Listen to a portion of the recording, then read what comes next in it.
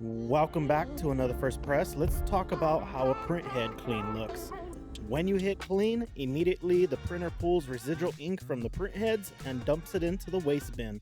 But let's take a look closer. The capping station will drop down from the printhead assembly, and you'll see a little bit of ink still attached. This is actually exactly what you want to see. This is proof your capping station has good contact and strong suction, which is also indicated with a perfect suction ring. You could see it's dotted and has the outline of our capping station. If you have poor contact like this or this, your printer just pulls air instead of ink and your nozzles stay clogged. If this is an issue you're experiencing, check out our First Press video on YouTube on how to change your capping station. Next, as your capping station drops, the printhead assembly will swing left and the wiper blade from the capping station will remain high enough to squeegee the printheads as they pass over, completely cleaning them. Finally, it heads back home and caps itself.